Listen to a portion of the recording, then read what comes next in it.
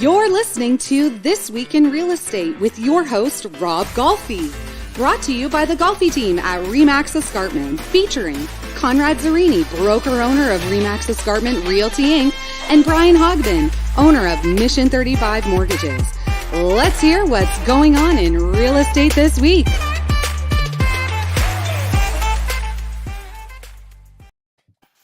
Conrad is trying to get in right now. Oh, is he? All right. Well, he just said he's trying to get in. Yeah. So anyway, looks like he's missed it. You know what? I think he's not here. I think he's at the courthouse in Virginia watching Johnny Depp.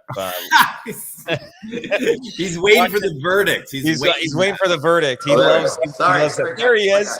Yeah. You know what I did? I did the old link. I apologize. Sorry. So anyway, we thought you were in Virginia at the Johnny Depp trial, waiting for the verdict. Wanted to listen to Camille's closing arguments, her closing. So, but anyway, so how's it going, guys? It's we got a little bit of rain today, and but hopefully it's supposed to be 22, 24. Looking forward to that. I'm looking to do some patio drinking on the patios this weekend, if hopefully the weather's good. Yeah. So are you at home right now, Conrad? No, I'm at Queenston. Oh, you're at Queenston, because I didn't recognize the background there. So yeah. So here's the thing. We know there's a lot of shakedown going on in the market. People are trying to say, is this a market crash or a market correction? Okay. Now, you've got access to this. You know what this is, Conrad? Yep. Yeah. It's like 70 years of stats of the average sale price since 1955 up to last year. And in all the years, when they go year over year, basically like 2017, there was an adjustment or I don't even say correction, an adjustment, but housing prices still climbed in all the years except the 90s. That was the only time. And they were now a lot of the talk about that was, overbuilding. They didn't have, the green belt back then. Yeah. Everybody was just building. They were just building. Not as many immigrants coming into the country. So, and that kind of caused the market had to catch up. And there was 10% too. Boomers. The boomers drove that market, right? The baby boomers, they were all getting to that age of wanting to live in the burbs, and they were buying homes. So that's really drove that market, right? Yeah, that was a long. So then when they stopped in '89, that group stopped, and they had bought their homes, and then there was it's boom, bust, and echo. So it was the bust generation right after. So the busters, I'm a buster, so are you, Rob. Like we're a small group of the population is really small, right? Right. So because we were born in the '70s, 60s, '70s. There was a lot of uncertainty in economics. So we're a bust generation, right? So the boomers drove that market, and then when they stopped buying, it was all over, right? That's it. Now, did a lot of builders go bankrupt back those days? Oh yeah, because it hung on for a long time, and then you got to remember in 1991 we got there was the GST came in, and people didn't even know what the hell hit them, and then Bob Ray. You got to remember Bob Ray was the '90s. And again, no disrespect, but they made some bad decisions and Ray days and so assessments dropped 47%, 43%. Sorry, assessed values dropped 43% during that period of time. So right now, my theory on this is that the pricing is adjusting to what it's adjusting itself. But the thing is, it's taken its time adjusting itself, I think. Oh yeah. I think in 2017 it kind of adjusted itself fairly quick, and the market just kept rolling after that. I think. I'm not sure, Conrad. Maybe you remember better than I do. Yeah. Well, what's interesting today, and we talked about it yesterday, Brian and I. Yesterday, we were talking about the whole thing. What's very interesting is that Oakville is probably deeper into buyer territory. But their prices are not dropping, so these people are like, I'm not going to sell for much less. I'm going to hold my price.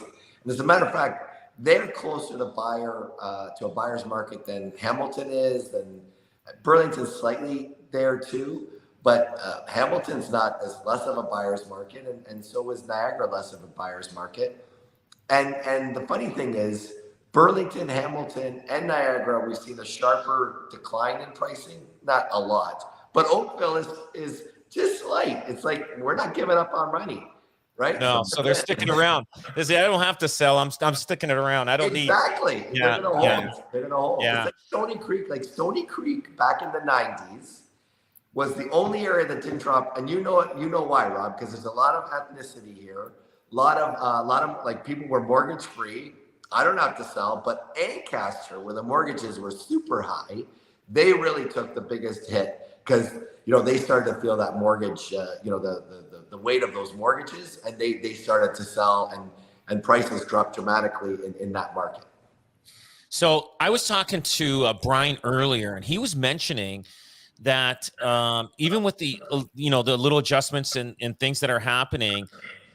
Based on the interest rate and the price adjustments that we're going through, it's still not a bad time to buy. Still, right? You're indicating, Tell us, it's still a great time. We mentioned this too yesterday, Con. Like with a lot of people think with the increase in interest rates, that's more to borrow. It costs more to borrow, and it does cost more to borrow. But with the adjustment in prices, because we've seen a little bit of a decline.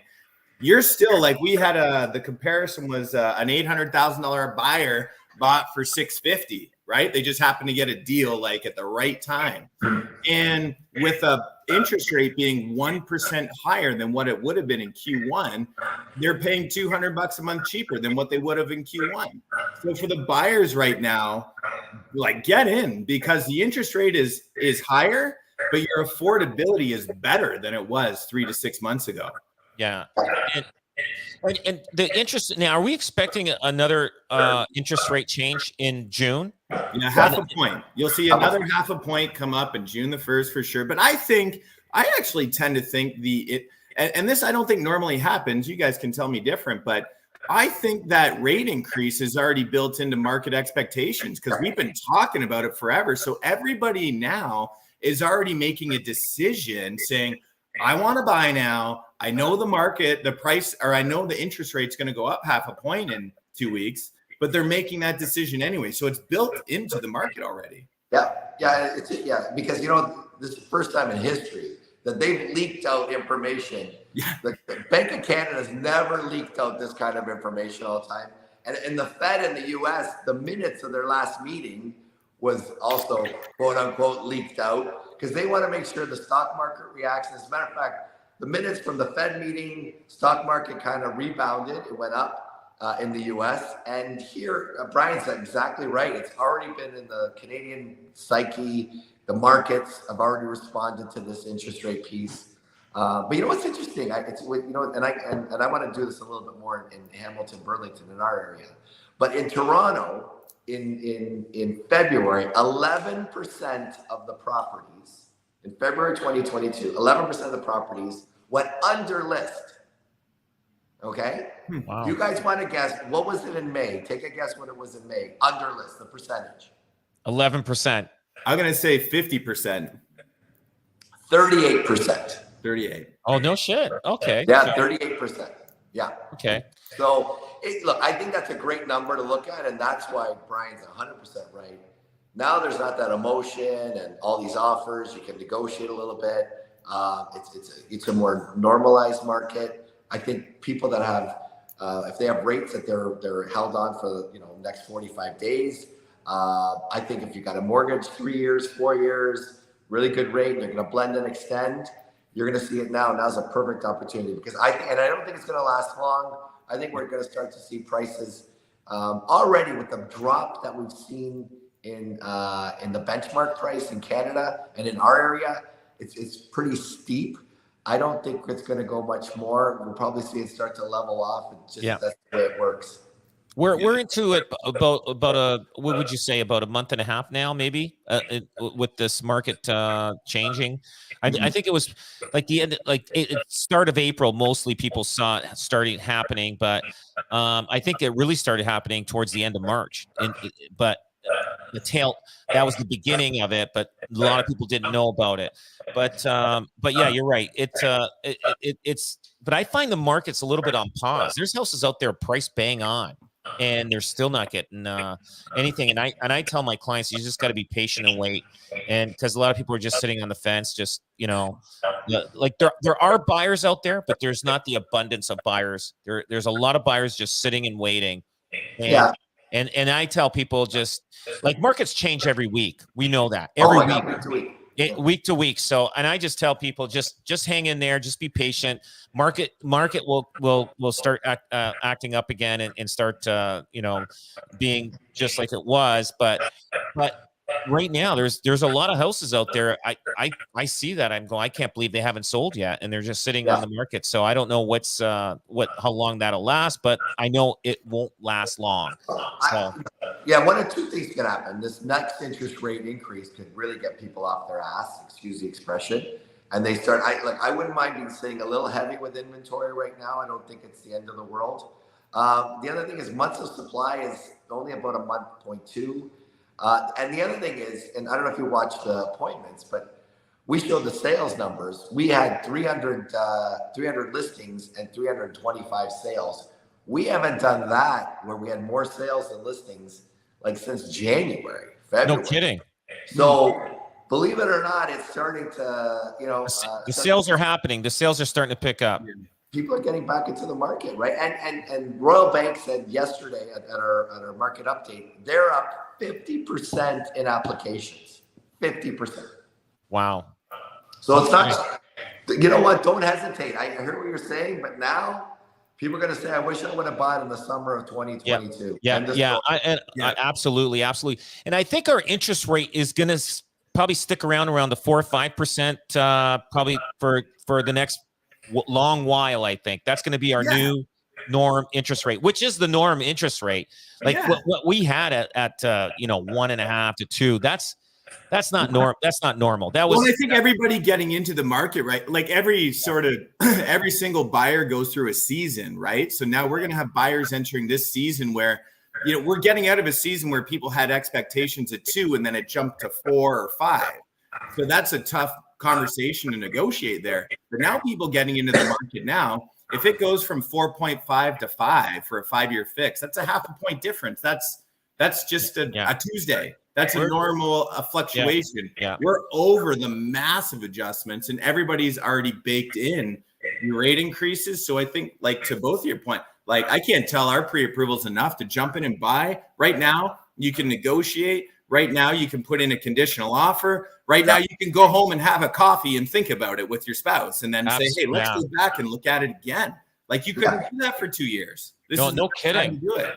No kidding. And I know there's I know there's some people they're feeling kind of uptight about closing their house because they're seeing a house on the same street as they bought and they're ready to close now. But as long as they stay there, they've got their investment. They're gonna. It's like, I mean, look at the 70 years of data here of showing that. Would you figure, like, we were Brian and I were trying to figure out the number from 1955 till 2021, what the percentage is that's gone up, but it's actually, houses doubled every 10 years. And what's my prediction for 2030? So right now, 2021, the average sale price was $879,000. That's based between Hamilton, Burlington combined, right? Like, if you double that, I mean, we're looking at like quite a bit. But I'm predicting it's going to be, the average sale price is going to be, somewhere around 1.35 million, maybe more. But I'm going to predict that in 2030. Now, 2030 is 8 years away. I got a feeling it's going to be higher than what I'm predicting. Well, Rob, you're very intuitive, because CMHC is talking about like 2024, 2025, the high end being around 1,370, 1,350, and the low end being like 1,290. something along that line, 1,290. So you're very on track with the growth. There's absolutely no question. And you know what, too? I think even to your graph here, Rob, with the 90s, I was doing a number crunch here because rates were between 7 and 10%. Even if you flatline for 10 years, you still paid off 20% of your principal in a mortgage, even at 7 to 10% over 10 years, right? Yeah. So if you stayed in the house for 10 years and you're not a flipper, you're not like, you're just buying and staying, you actually came out significantly ahead. And I think the same thing's going to hold true today, even better, because if things change a little bit more, guess what?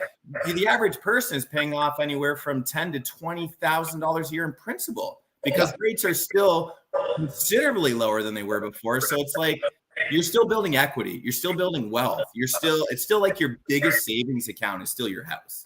Yeah, I remember that. Yeah. And they haven't solved the supply problem, guys. The supply problem, that's going to go on for another 10 years or more. Household creation is going like this. Supply will never keep, you can see the platforms of the provincial leaders of all the different parties. Like, it's impossible. The federal government, they can't do anything. With strikes going on now, and oh my God, you're right. The housing supply is going to be a problem for the next 10 years or more.